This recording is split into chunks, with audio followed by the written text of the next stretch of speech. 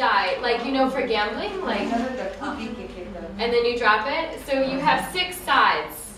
And so you fold them into die, and then the students are able, they have a collection of die, and they throw them, and they throw them, and then they have to make a story based on what they say. So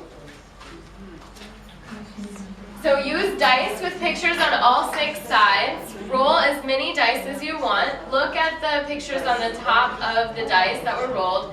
Create a story that involves all pictures, and be as imaginative and as descriptive as possible.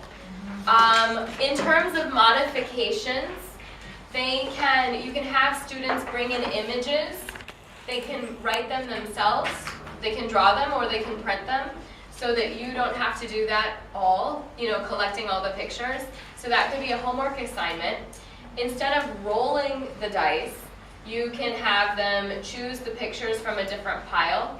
But then it's just like any other picture activity. I like the concept of having them on a die. Like, that's singular, right? Dice, plural. So I like the idea that they're rolling it and getting new pictures.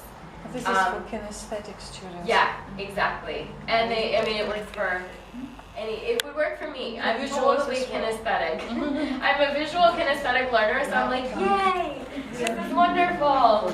Okay, and then the pictures, they can actually be thematic, right? They can be coming from whatever you're talking about within the context of the lesson.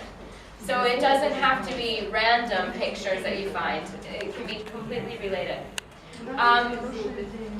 And then obviously you have them use the target grammar structures and vocabulary in order to, here's a collection of different pictures that are nice.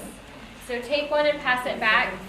Oh, by the way, to close out the last activity, I put blank forms. Everybody has some blank forms of the categories one. Thank you. So take one and pass it back. If you want these online, you can also, you have the last name of the person who created them. These were created by Elinor Westfold.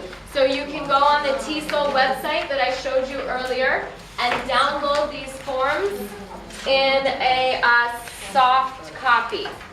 Right? So then you can print them yourself, so you don't need to worry about making the forms dirty. Does that make sense? Yeah. All right, sweet. So those are just an example of some of the next activity, the story cube.